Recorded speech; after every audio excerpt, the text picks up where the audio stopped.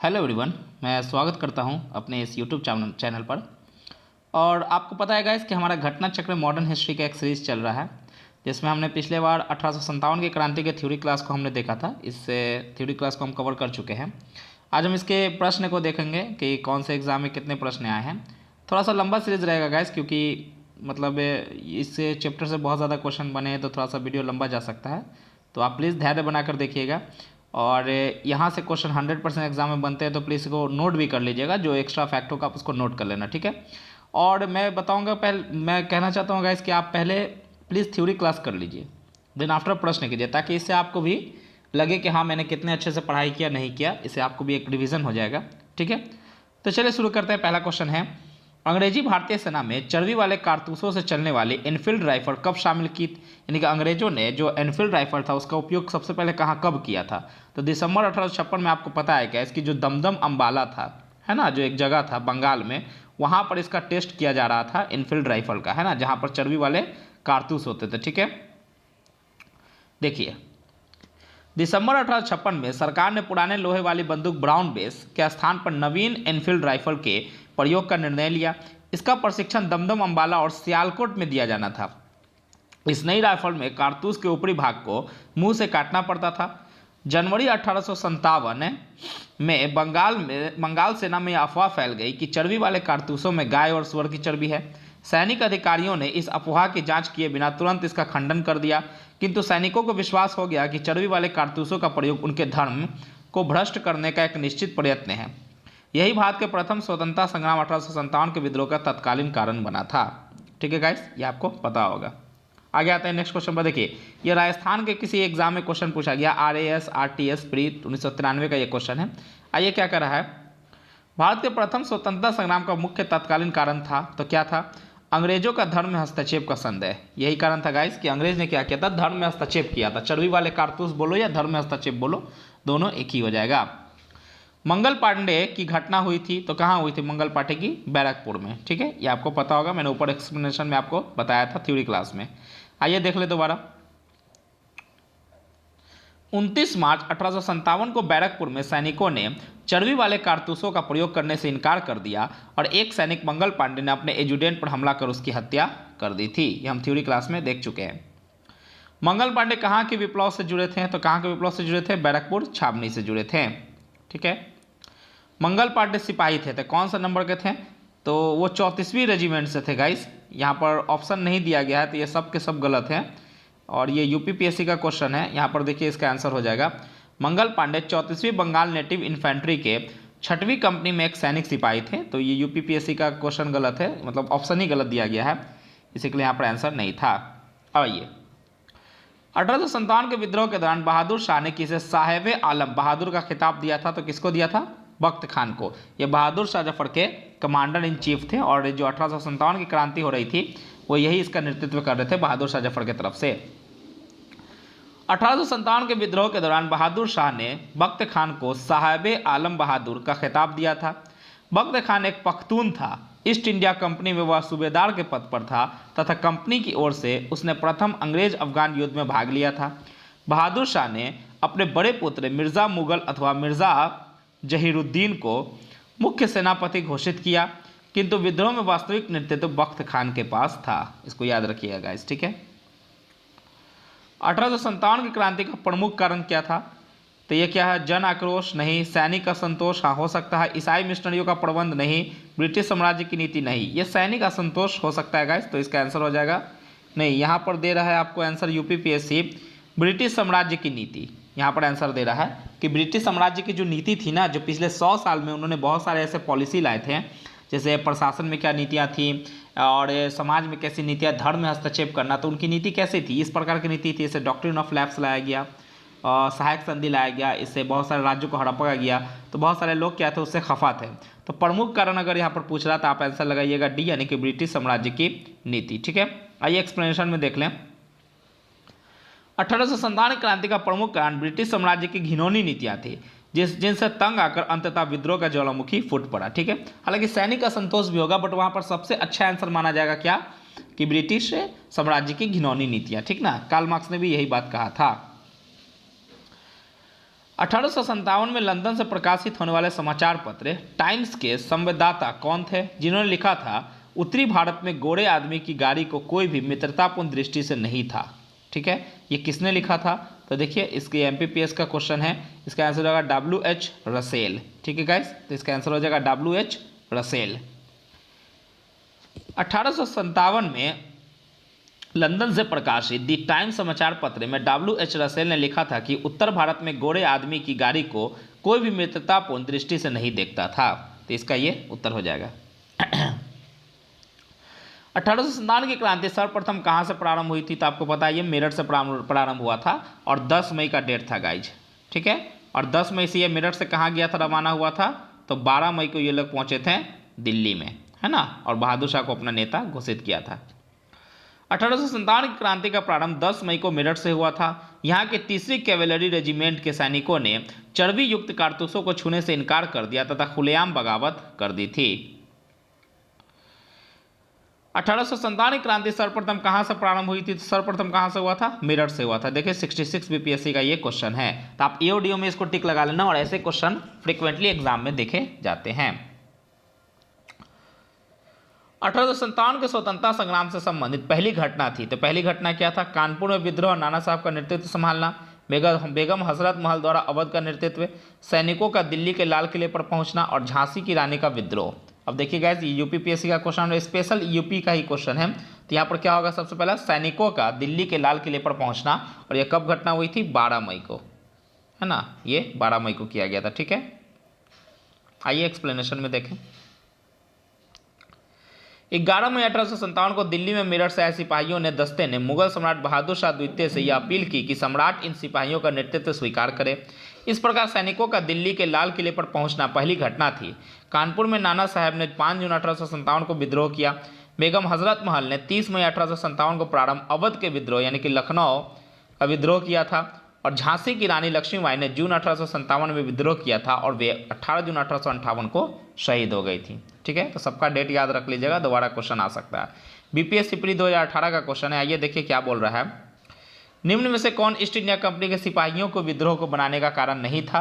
तो कौन सा नहीं था? तो देखिए ईसाई धर्म को फैलाने के लिए कंपनी के अधिकारियों का प्रयास ये था गाइस, 1813 में ऐसा किया गया था प्रयास। ठीक है, जहाज पर यात्रा करने के लिए सिपाहियों को आदेश दिया गया था, आदेश जबरन आदेश दिया गया था कि आप इसको क्या करो, यहाँ से जहाज से आप कहीं पश्चिम के देशों में जाओ। और पहले माना जाता था कि अगर यहाँ मतलब लोग समुद्र को पार करके कहीं और जाएंगे तो उनका धर्म भ्रष्ट हो जाएगा।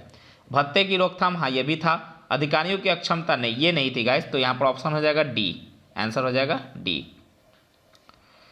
ईसाई धर्म को फैलाने के लिए कंपनी के अधिकारियों के प्रयास, जहाज पर यात्रा करने के लिए सिपाहियों को आदेश तथा डाक आदि भत्तों की रोकथाम आदि कारक ईस्ट इंडिया कंपनी के सिपाहियों को विद्रोही बनाने के कारण बने, जिसकी परिणति 1857 की क्रांति के रूप में हुई। ध्यातव्य है कि अधिकारियों की अक्षमता इसका कारण नहीं था, यद्यपि अधिकारी द्वारा किए गए दुर्व्यवहार ने अवश्य इसे भड़काया। तो याद रखिएगा, अक्षमता इसका नहीं होगा। 1857 के स्वाधीनता संग्राम का प्रतीक क्या माना जाता है? तो कमल और रोटी माना जाता है, क्योंकि ये बहादुर शाह जफर के झंडे में ये चित्र बना हुआ था, इसीलिए इसे प्रतीक के रूप में माना जाता है।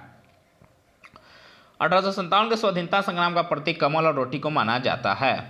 आइए, 1857 के संग्राम के निम्नलिखित केंद्रों में से सबसे पहले अंग्रेजों ने किसे पुनः अधिकृत किया? तो सबसे पहले किसे द्वारा अंग्रेजों ने जीता था? तो दिल्ली को ही जीता था। सबसे पहले दिल्ली हाथ से गया और सबसे पहले दिल्ली को ही वापस उसने पुनः प्राप्त की थी।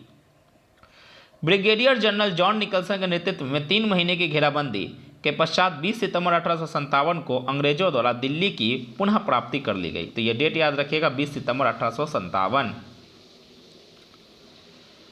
1857 के स्वाधीनता संघर्ष की वीरांगना महारानी लक्ष्मीबाई की जन्मस्थली है, तो कौन है? वाराणसी। तो महारानी लक्ष्मीबाई की जन्म कहाँ हुई थी? वाराणसी में। ठीक है, आइए देखते हैं नेक्स्ट क्वेश्चन।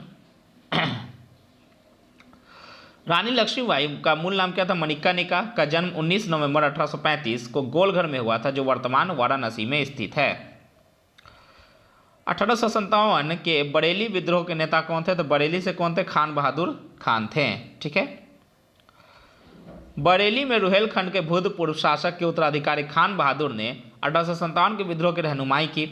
यद्यपि ब्रिटिश पेंशन पर गुजर बसर कर रहे खान बहादुर ने शुरू में इसमें कोई दिलचस्पी नहीं ली थी, किंतु विद्रोह की लहर फैलते ही उन्होंने खुद प्रशासन संभाल लिया और करीब 40,000 सैनिकों को संगठित कर अपनी मजबूत सेना बनाई और अंग्रेजों का कड़ा मुकाबला किया। मुगल सम्राट बहादुर शाह द्वितीय ने उन्हें वायसराय के पद पर नियुक्त किया था। इस पद पर अपने कार्यकाल के दौरान उन्होंने हिंदुओं और मुसलमानों के साथ समानता का व्यवहार किया और एक योग्य यानी कि सुयोग्य राजनीतिक गुणों का प्रदर्शन किया था। 1857 में बरेली उत्तर प्रदेश का क्रांति का नेता कौन था? सेम क्वेश्चन है गाइस, तो कौन था? खान बहादुर खान।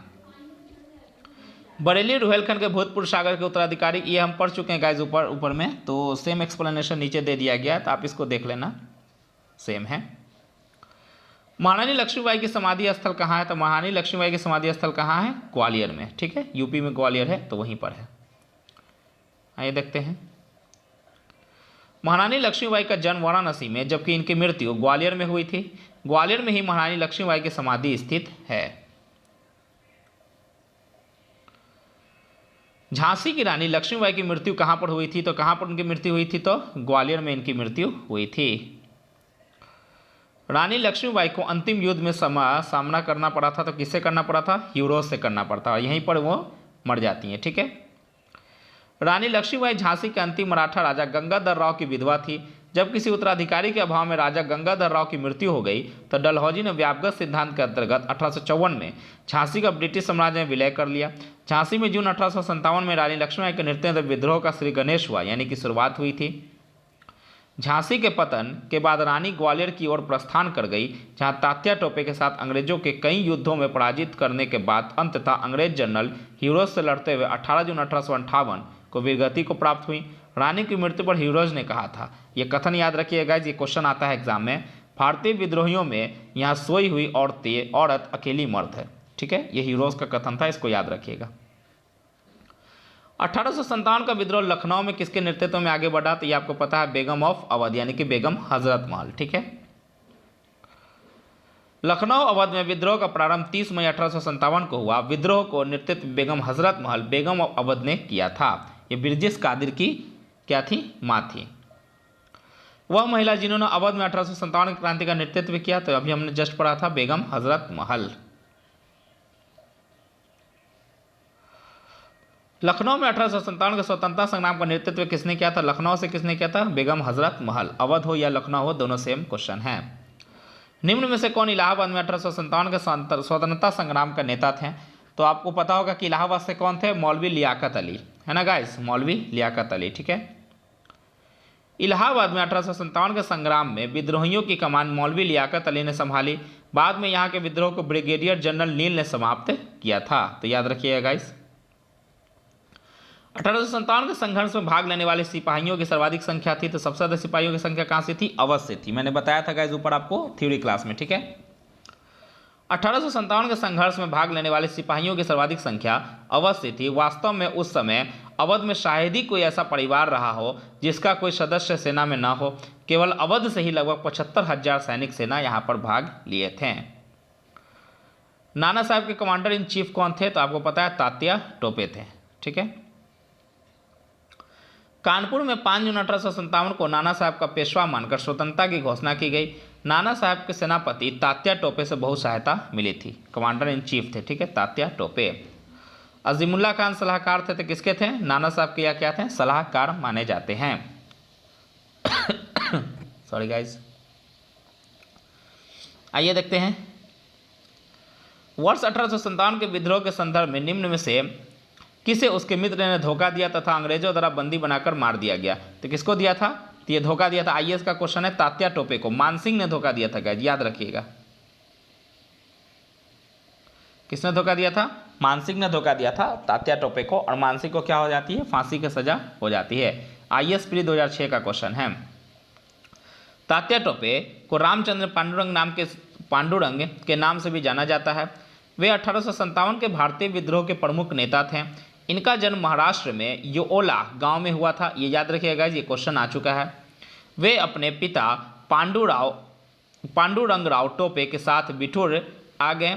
वहाँ वे पेशवा के दत्तक पुत्र नाना धोंदोपत, यानी कि इन्हें नाना साहब के नाम से भी जाना जाता है, और महाराजा माधव सिंह जी के मित्र बन गए। 1851 में डलहौजी ने नाना साहब को उनके पिता के पेंशन से वंचित कर दिया। उधर तात्या टोपे पहले से ही ब्रिटिशों को अपना शत्रु मान चुके थे। दोनों ने मिलकर कानपुर में ईस्ट इंडिया कंपनी की सैन्य टुकड़ियों को पराजित कर नाना साहब के आधिपत्य को स्थापित किया और तात्या स्वयं सेना के कमांडर इन चीफ बन गए। ठीक है। नाना साहब से अलग होने के बाद तात्या टोपे अपना मुख्यालय कालपी ले गए और रानी लक्ष्मीबाई से हाथ मिलाया। दोनों ने मिलकर बुंदेलखंड क्षेत्र में विद्रोह का नेतृत्व किया। जनरल ह्यूरोज ने ग्वालियर के उस ऐतिहासिक युद्ध में इन्हें हराया जिसमें रानी लक्ष्मीबाई वीरगति को प्राप्त हुई। ग्वालियर खो देने के पश्चात तात्या टोपे ने सागर एवं नर्मदा क्षेत्र तथा खानदेश एवं राजस्थान क्षेत्र में सफलतापूर्वक गोरिल्ला युद्ध का संचालन किया। 1 वर्ष तक अंग्रेज सेनाएं उन्हें पकड़ने में नाकाम रही। अंततः उनके एक विश्वसनीय मित्र मान सिंह ने उन्हें धोखा देकर उस समय पकड़वा दिया जब वे पाड़ों के जंगलों में अपने कैंप में शयन कर रहे थे। यहाँ से उन्हें पकड़कर शिवपुरी लाया गया और सैनिक अदालत में 18 अप्रैल 1859 को उन्हें फांसी दे दी गई। याद रखिएगा गाइस। 1857 के निम्नलिखित क्रांतिकारियों में से किसका वास्तविक नाम रामचंद्र पांडुरंग था? तो किनका नाम था? तात्या टोपे का। कुंवर सिंह 1857 के विद्रोह के एक प्रमुख नेता यानी कि नायक थे। वह निम्नलिखित में से किससे संबंध थे? तो कहाँ से थे? बिहार के थे, जगदीशपुर आरा के रहने वाले थे। ठीक है गाइस, कुंवर सिंह और अमर सिंह। 1857 में जगदीशपुर में विद्रोह की अगुवाई करने वाले कुंवर सिंह बिहार के तत्कालीन शाहाबाद जिले के जगदीशपुर, जो वर्तमान भोजपुर जिले में स्थित, से संबंधित थे। प्रकृति ने उन्हें अदम्य शौर्य, वीरता और सेना नायक के आदर्श गुणों से मंडलित किया, यानी कि बहुत ज़्यादा उनमें शौर्य गुण था, बहुत ज़्यादा बहादुर थे। इसी कारण उन्हें सही रूपों में विद्रोह के दौरान बिहार का सिंह यानी कि बिहार का शेर माना जाता है। ठीक है गाइस। उन्होंने शाहाबाद एवं आरा क्षेत्र में अंग्रेजों की सत्ता का तख्ता पलट दिया और अपनी सरकार स्थापित की। वह कानपुर पर संयुक्त आक्रमण के लिए नाना साहब की मदद हेतु कालपी की ओर आगे बढ़े। वह विद्रोह की मशाल को रोहतास, मिर्जापुर, रीवा, बांदा और लखनऊ तक ले गए, जहां उनका अत्यंत सम्मानपूर्वक स्वागत किया गया। अपनी अंतिम सफलता के रूप में उन्होंने अपने गृहनगर जगदीशपुर के निकट अंग्रेजों को बुरी तरह पराजित किया।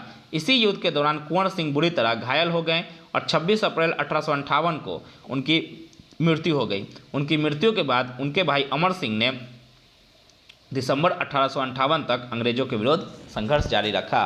तो याद रखिएगा गाइस कि कुंवर सिंह के मृत्यु के बाद संघर्ष जारी किसने रखा था? उनके भाई अमर सिंह ने। 1857 के विद्रोह के एक नेता कुंवर सिंह किस स्थान से थे? तो अभी जस्ट हमने देखा वह किस स्थान से थे? जगदीशपुर, बिहार के रहने वाले थे। कुंवर सिंह अंग्रेजों के खिलाफ 1857 के विद्रोह में किस जगह से शामिल हुए थे? तो याद रखिएगा वो जगदीशपुर से थे। तो यहाँ पर जगदीशपुर नहीं है तो आप आरा लगा दो, आरा टिक लगा सकते हो गाइस। तो आप देखिए बीपीएससी ने किसको आंसर माना है? आरा को ही आंसर माना है, तो आप इसको टिक लगा सकते हो। चलिए देखते हैं आगे, इसका एक्सप्लेनेशन देखा जाए गाइस। ठीक है, और यहाँ से फ्रिक्वेंटली क्वेश्चन बनते हैं गाइस। आइए एक्सप्लेनेशन पर गाइस देखते हैं इसके एक्सप्लेनेशन को। हालांकि एक्सप्लेनेशन तो सेम वही है जो मैंने ऊपर पढ़ लिया है। नेक्स्ट क्वेश्चन देखते हैं। 1857 की क्रांति के दौरान बिहार में क्रांतिकारियों के नेता कौन थे? तो अभी जस्ट हमने पढ़ा बाबू कुंवर सिंह। ये बीपीएससी में लगातार क्वेश्चन आया गाइस, बहुत ज़्यादा बीपीएससी में क्वेश्चन आया। देखिए आप देख सकते हैं बिहार में 1857 के विद्रोह का नेतृत्व किसने किया? कुंवर सिंह ने। सेम क्वेश्चन है 65वीं बीपीएससी। कुंवर सिंह 1857 के विद्रोह का नेतृत्व कहाँ से किया? बिहार से किया। सेम क्वेश्चन बीपीएससी में आया है। फिर सेम क्वेश्चन है 1857 के विद्रोह का नेतृत्व बिहार में, तो आपको पता है कुंवर सिंह ने। ये लगातार बीपीएससी में गाइस रिपीटेड क्वेश्चन आते रहते हैं और अब बीपीएससी तो खैर नहीं पूछता है इतना इजी क्वेश्चन। अब इधर 71 बीपीएससी से टफ हो गया है, बट फिर भी आप इसको एक बेस के तौर पर याद रखिएगा कि अगर क्वेश्चन बनेगा तो आप डील कर लेना। बिहार में 1857 के विद्रोह का नेतृत्व किसने किया? तो सेम क्वेश्चन है कुंवर सिंह ने। ठीक है बाबू, कुंवर सिंह जगदीशपुर के थे। आगे आइए। जगदीशपुर के किस व्यक्ति ने 1857 के विप्लव में क्रांतिकारियों का नेतृत्व किया? तो किसने किया था? कुंवर सिंह ने। ठीक है, जगदीशपुर के राजा थे गाइस, तो कौन थे? कुंवर सिंह थे। सेम क्वेश्चन है। पटना के 1857 के स्वतंत्रता संग्राम के नेता थे, तो यहाँ पर भी देखिए आंसर दे रहा है राजपूत कुंवर सिंह। हालांकि पटना से वो थे नहीं, बट यहाँ पर निकट में आंसर माना जाए तो यही माना जाएगा, इसी के लिए यहाँ पर आपको आंसर दिया गया है। पटना बिहार के निकट जगदीशपुर के जमींदारी कुंवर सिंह ने विद्रोह का नेतृत्व किया। उनकी जमींदारी कंपनी की नीतियों के कारण छिन गई थी। फलस्वरूप उन्होंने अपने शेष रोष की अभिव्यक्ति विद्रोह में कर दी। पटना में पीर अली के नेतृत्व में विद्रोह हुआ था। याद रखिएगा पीर अली कौन थे? पुस्तक विक्रेता थे गाइस। ठीक है, इन्होंने विद्रोह छेड़ा था वहाँ। परंतु अंग्रेजों द्वारा उनके दमन के बाद विद्रोही जगदीशपुर आ गए और कुंवर सिंह ने इनका नेतृत्व किया। हैदर अली खान एवं जियोधर सिंह ने गया में विद्रोहियों का संगठित किया था। तो याद रखिएगा इन दोनों का नाम। अब क्वेश्चन पलट के ऐसे क्वेश्चन आ सकते हैं। निम्नलिखित में से कौन असम में 1857 की क्रांति के नेता थे? तो असम से कौन थे? दीवान मनीराम दत्त। हमने ऊपर थ्योरी क्लास में देखा था। असम में 1857 की क्रांति के समय वहां के दीवान मनीराम दत्त ने वहां के अंतिम राजा के पौत्र कंदबेश्वर सिंह को राजा घोषित करके विद्रोह की शुरुआत की, परंतु शीघ्र ही विद्रोह का दमन करके मनीराम को फांसी दे दी गई थी। तो यह भी याद रखिएगा गाइस। 1857 के विद्रोह का बिहार में 15 जुलाई 1857 से 20 जनवरी 1858 तक केंद्र था। तो कौन था? जगदीशपुर। कुंवर सिंह के अंडर में यह क्षेत्र था। आइए नेक्स्ट क्वेश्चन देखते हैं गाइस। और यहाँ हम लोगों ने कौन क्वेश्चन देखा था? 42वां नंबर था। आइए 43 नंबर क्वेश्चन पे देखते हैं। फिर आइए इसका एक्सप्लेनेशन देख लें। बिहार में 1857 के विद्रोह के नेता या विद्रोह का केंद्र जगदीशपुर को माना जाता है। यहाँ जमींदार कुंवर सिंह ने नेतृत्व संभाला और तत्कालीन शाहाबाद जिले में अंग्रेजों की सत्ता का तख्ता पलटकर अपनी सरकार स्थापित की। अप्रैल 1858 में कुंवर सिंह की मृत्यु के बाद उनके भाई अमर सिंह ने दिसंबर 1858 तक संघर्ष जारी रखा।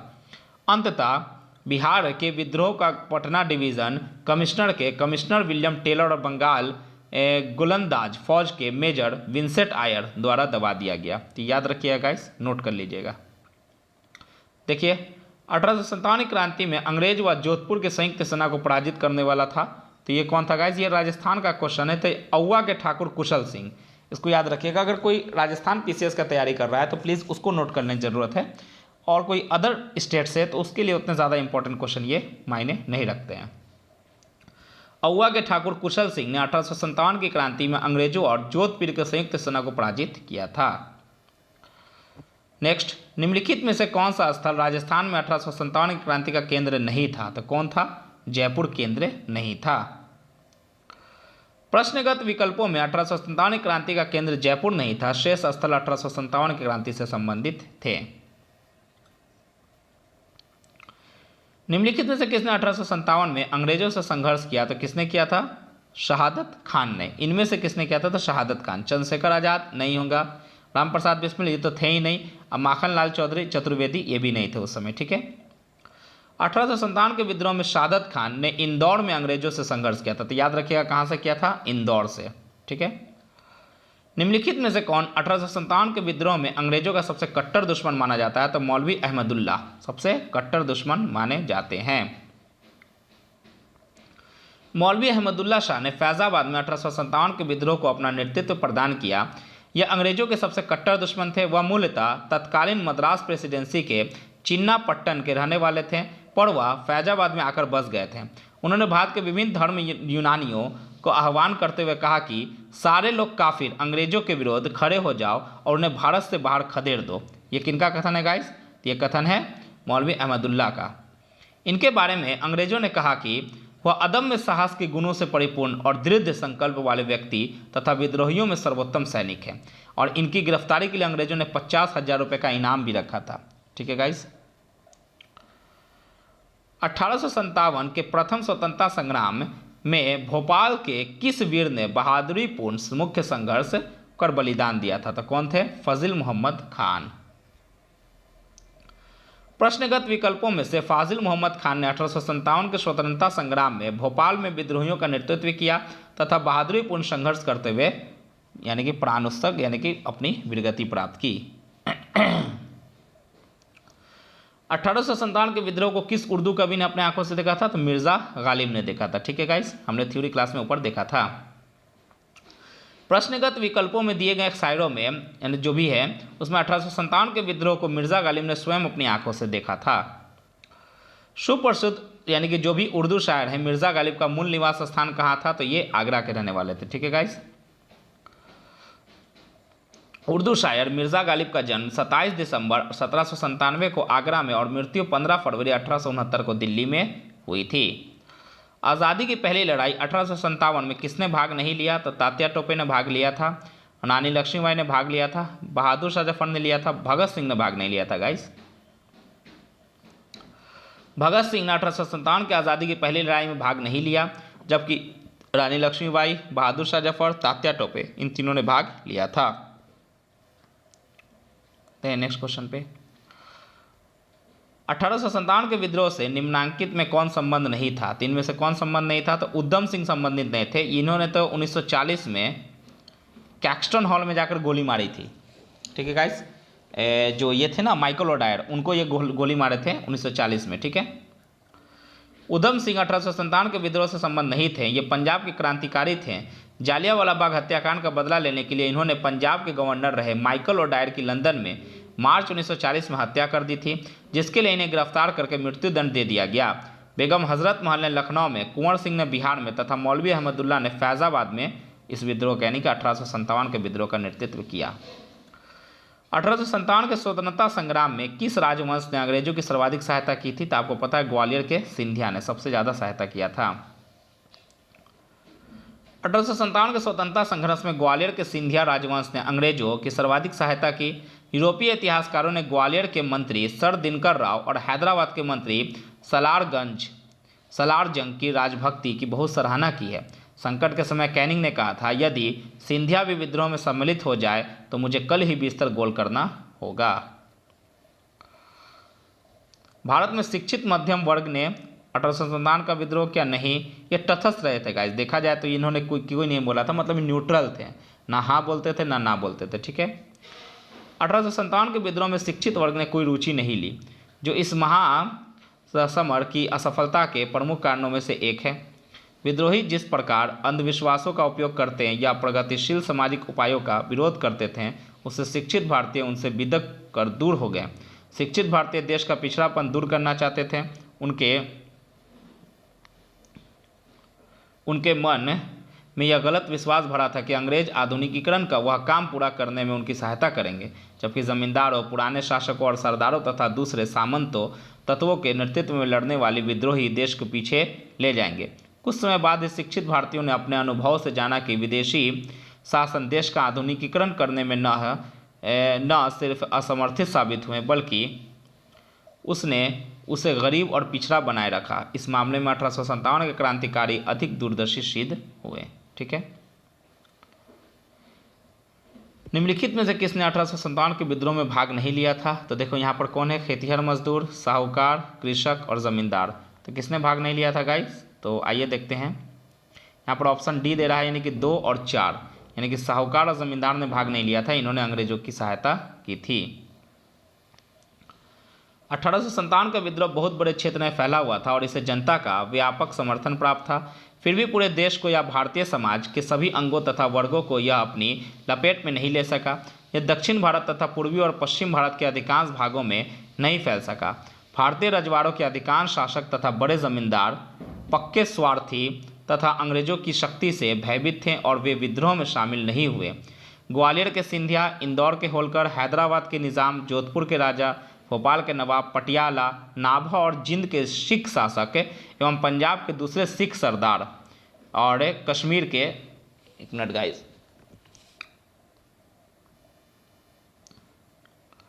इंदौर के होलकर, हैदराबाद के निज़ाम, जोधपुर के राजा, भोपाल के नवाब, पटियाला, नाभा और जिंद के सिख शासक एवं पंजाब के दूसरे सिख सरदार, कश्मीर के महाराजा तथा दूसरे अनेक सरदारों और बड़े जमींदारों ने विद्रोह को कुचलने में अंग्रेजों की सक्रिय सहायता की।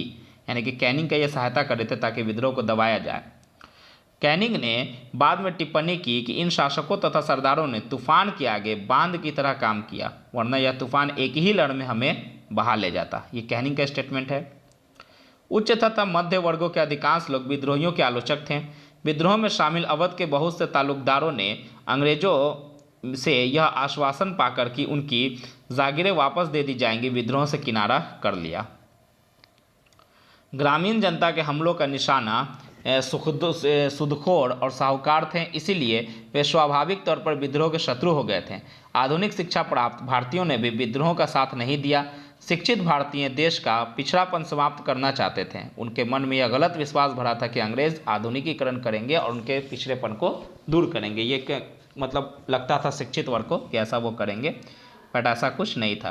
देखिए, बीपीएससी प्री 2018 में फिर से क्वेश्चन पूछा गया है, इनमें से किसने अंग्रेजी ईस्ट इंडिया कंपनी के कंट्रोल के खिलाफ बगावत नहीं की थी? तो ये किसने नहीं किया था? हैदराबाद के निज़ाम ने। बल्कि अंग्रेजों का काफ़ी ज़्यादा इन्होंने साथ दिया था। उपयुक्त विकल्पों में से हैदराबाद के निज़ाम ने कभी अंग्रेजों के विरोध विद्रोह नहीं किया। विजयनगर के राजा ने 18वीं शताब्दी के उत्तरार्ध में कंपनी शासन के विरोध विद्रोह किया। तमिलनाडु के पोलिगारो द्वारा कई बार विद्रोह किया गया तथा त्रावणकोर के दीवान वेलुथम्पी द्वारा 1809 में अंग्रेजों के विरोध विद्रोह किया गया था। तो ये सब ऊपर के 3 ऑप्शन सही है, बाकी हैदराबाद के निज़ाम ने विद्रोह नहीं किया था। आइए, निम्न में से कौन सा एक क्षेत्र 1857 के विद्रोह से प्रभावित नहीं था? तो याद रखिएगा चित्तौड़। ठीक है, चित्तौड़ इससे प्रभावित नहीं था। 1857 के विद्रोह से चित्तौड़ प्रभावित नहीं था, जबकि झांसी, जगदीशपुर और लखनऊ इस विद्रोह के केंद्र थे। इन केंद्रों की अगुवाई क्रमशः रानी लक्ष्मीबाई, कुंवर सिंह और बेगम हजरत महल ने किया था। अब देखिए, 1857 के विद्रोह से बिहार का कौन सा भाग अप्रभावित रहा? तो याद रखिएगा मुंगेर अप्रभावित रहा था। ठीक है, बाकी सभी प्रभावित थे, मुंगेर इसमें शामिल नहीं था, तो इसका आंसर हो जाएगा केवल 5, है ना, बी नंबर। 1857 के विद्रोह के दौरान बिहार में आरा, दानापुर, गया, पटना, मुजफ्फरपुर तथा शाहाबाद विद्रोह के प्रमुख केंद्र थे, जबकि मुंगेर क्या था, इस विद्रोह से अप्रभावित रहा था। देखिए, सूची 1 को सूची 2 से मिलाना है, मिलाते हैं, चलिए देखते हैं। बख्त खान कहाँ से थे गाइस? तो ये दिल्ली से थे, बहादुर शाह जफर के कमांडर इन चीफ थे। कुंवर सिंह कहाँ से थे? तो कुंवर सिंह आरा से थे। नाना साहब कहाँ से थे? तो नाना साहब कानपुर से थे। मौलवी अहमदुल्ला अवध से ले लीजिए इनको। ठीक है, तो आइए इसका एक्सप्लेनेशन देख लेते हैं और इसको आप टिक लगा लीजिएगा। ठीक है, बख्त खान दिल्ली से थे, मौलवी अहमदुल्ला अवध, कुंवर सिंह आरा और नाना साहब कानपुर। मैंने ऊपर में बता दिया, आप इसको नोट कर लेना। ठीक है, अब ज़्यादा क्वेश्चन नहीं गाइस, 20 क्वेश्चन और है, उसे हम कर लेते हैं तो आज ही ख़त्म हो जाएगा। फिर से देखते हैं, कूट करना, मिलान करना है। झांसी से कौन थे? रानी लक्ष्मीबाई। लखनऊ से बेगम हजरत महल। और कानपुर से कौन थे? कानपुर से आपको हो जाएगा गाइस, फैजाबाद से तो हो जाएगा मौलवी अहमदुल्ला, कानपुर से अजीमुल्ला खान। आइए देखते हैं नीचे एक्सप्लेनेशन में। 1857 के विद्रोह में झांसी में रानी लक्ष्मीबाई, लखनऊ में बेगम हजरत महल, कानपुर में फतेहपुर में अजीमुल्ला खान तथा फैजाबाद में मौलवी अहमदुल्ला यानी कि अहमद शाह शामिल थे। ठीक है, आइए ये दे रहा है क्या, सही सुमेलित नहीं है, कौन कौन नहीं है? देखिए, संभलपुर से सुरेंद्र शाह दे रहा है, गंजाम राधाकृष्ण दंड सेना, कश्मीर से गुलाब सिंह और लखनऊ से लियाकत अली। आइए इसको एक्सप्लेनेशन में देखते हैं। इसका आंसर दे रहा है गाइस डी, ये गलत है, लिखा लियाकत अली से नहीं थे। बाकी 3 को देख लीजिएगा, नया नाम है गाइस, इसको याद कर लीजिएगा, एग्जाम में रिपीट क्वेश्चन हो सकता है। आइए देखते हैं एक्सप्लेनेशन में। मौलवी लियाकत अली का जन्म 1817 में तत्कालीन इलाहाबाद के चैल परगना के महागांव में हुआ था। इन्होंने 1857 के विद्रोह में तत्कालीन इलाहाबाद में विद्रोही का नेतृत्व किया था, अतः इनका संबंध लखनऊ से नहीं था। इनमें से किसने 1857 के विद्रोह में सक्रिय भाग लिया था? या सक्रिय रूप से भाग इनमें से किसने लिया था?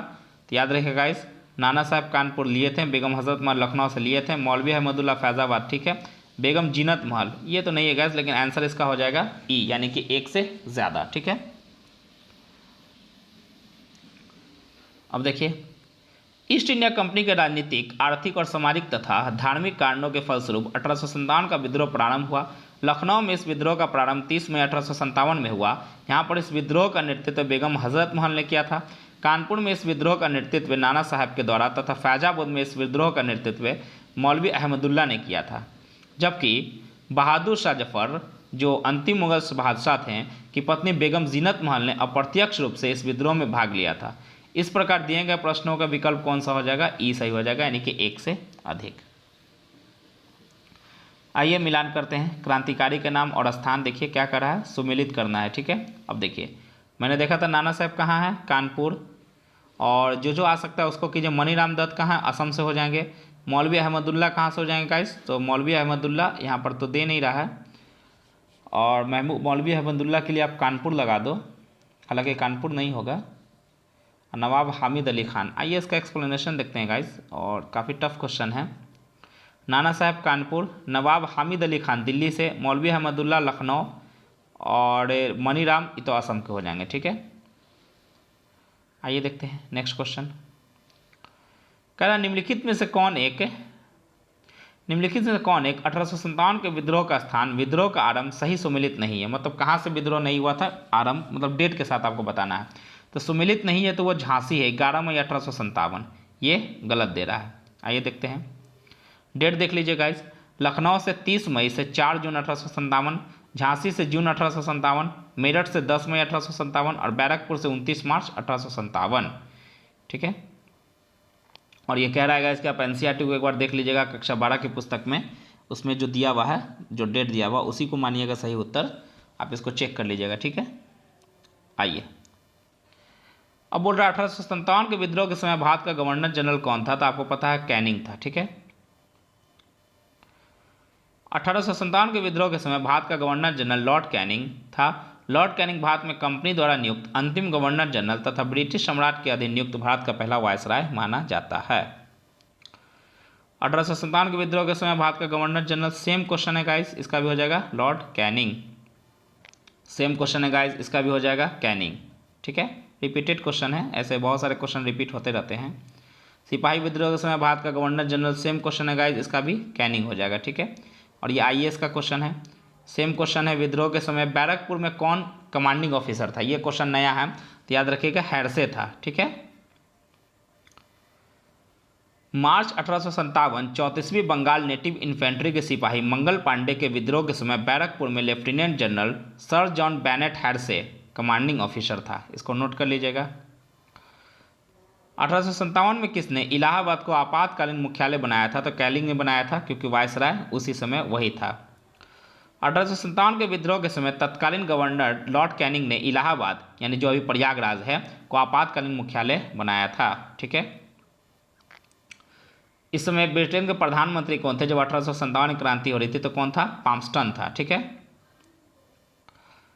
जिस समय 1857 की क्रांति हुई, ब्रिटेन में विस्कॉट पाम्पस्टन ब्रिटेन के प्रधानमंत्री थे। उसका कार्यकाल 1855 से 58 से और 1859 से 65 तक रहा था। निम्नलिखित में से किसका नाम 1857 के विद्रोह से नहीं जुड़ा है, तो किसका नाम नहीं जुड़ा है, तीनों का नाम नहीं जुड़ा है। ठीक है, यानी किसका आंसर हो जाएगा उपयुक्त सभी।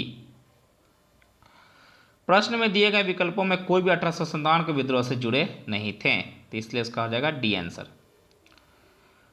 1857 के विद्रोह का मुख्यतः किस कारण से असफल रहा था, तो किसी सामान्य योजना और केंद्रीय संगठन की कमी थी, यानी कि उनके पास कोई केंद्रीय संगठन नहीं था जो उन्हें बता सके कि आगे की अब क्या करना है, कौन सी योजना लाना है, किस प्लानिंग को करना है। ठीक है, यहाँ पर एक्सप्लेनेशन में देखिए, विद्रोह की सफलता का मुख्य कारण किसी सामान्य योजना एवं केंद्रीय संगठन की कमी थी।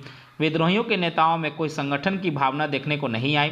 82 वर्षीय मुगल सम्राट बहादुर शाह कमज़ोर था और उसके द्वारा विभिन्न सरदारों का आह्वान करना काफ़ी नहीं था। साथ ही विद्रोहियों ने वीरता तो दिखाई और सरकार का विनाश करने पर वे तुले हुए भी प्रतीत होते थे, किंतु ऐसा करने के लिए उनके पास किसी सुनियोजित कार्यक्रम का पूर्ण अभाव था। उनमें अनुशासन की कमी थी। कभी कभी तो वे अनुशासित सेना के बजाय दंगाई भीड़ की तरह व्यवहार करते थे। विदेशी शासन के प्रति एक साजिश घृणा को छोड़कर और कोई संबंध सूत्र नेताओं के बीच नहीं था। किसी क्षेत्र विशेष से ब्रिटिश सत्ता को उखाड़ फेंकने के बाद उन्हें पता भी नहीं होता था कि उसकी जगह किस प्रकार की राजनीतिक सत्ता या संस्थाएं स्थापित की जाएं। उनके पास एक भविष्योन्मुख कार्यक्रम, सुसंगत विचारधारा, राजनीतिक परिप्रेक्ष्य या भावी समाज और अर्थव्यवस्था के प्रति एक स्पष्ट दृष्टिकोण का अभाव था। ठीक है, देखिए असफलता क्यों हुआ, असफल क्यों रहा, ये बोल रहा है। तो भारतीय सिपाही में उद्देश्य की एकता की कमी, प्रायः भारतीय राजाओं ने ब्रिटिश सरकार का साथ दिया और ब्रिटिश सिपाही कहीं अच्छे सुसज्जित और संगठित थे। तो यहाँ पर दे रहा, तो इसका आंसर हो जाएगा ऑप्शन डी, यानी कि तीनों हो जाएगा। ठीक है गाइस,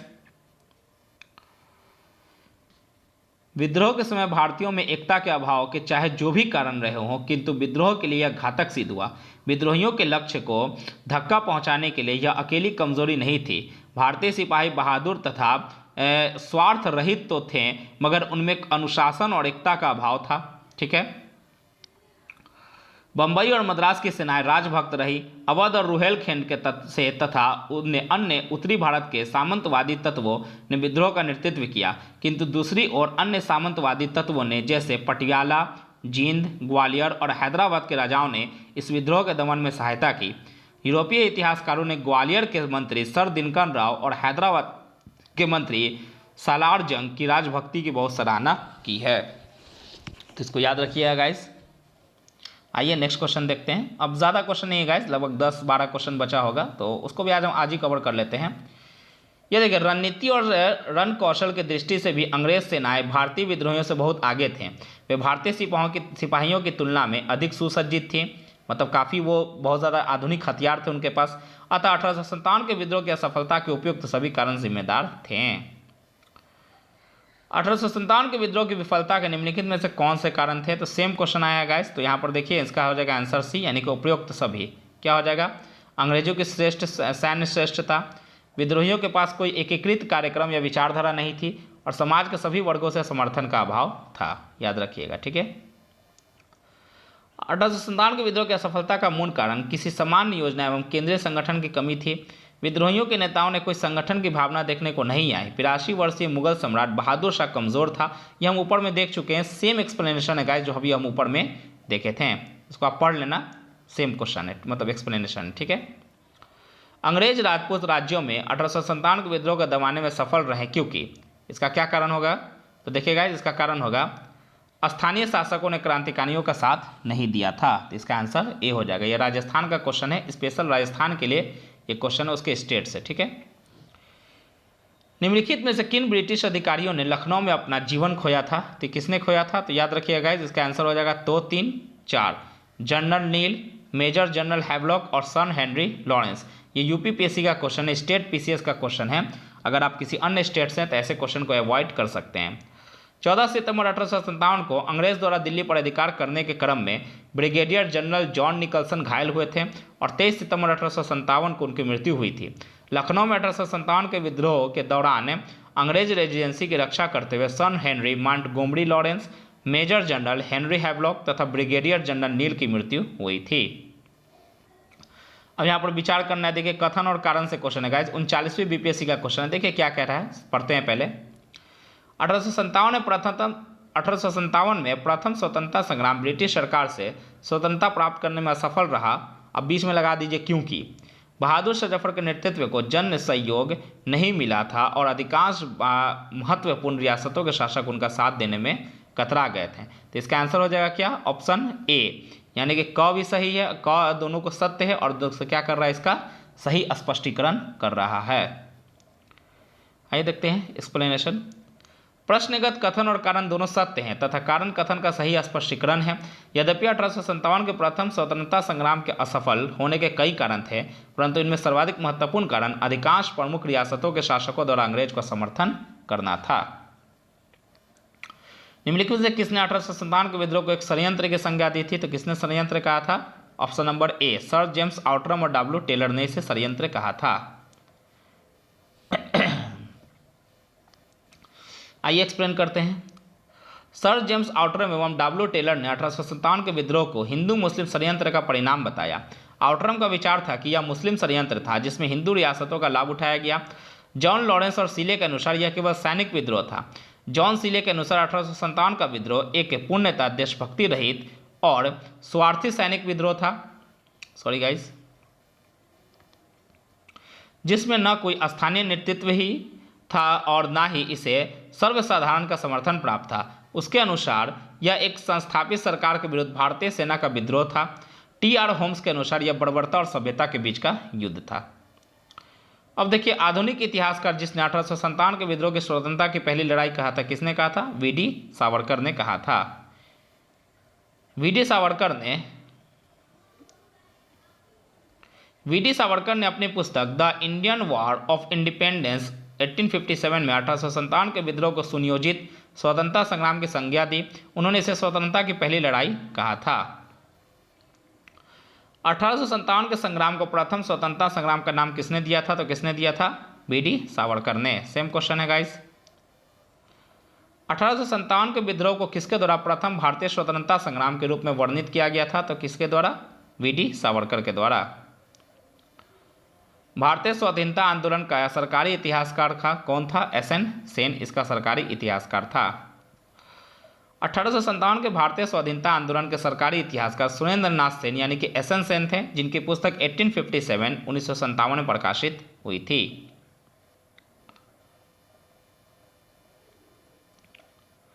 भारतीय भाषा में 1857 के विप्लव के कारणों पर लिखने वाला प्रथम भारतीय था तो कौन था? सैयद अहमद खान। याद रखिएगा सर सैयद अहमद खान थे।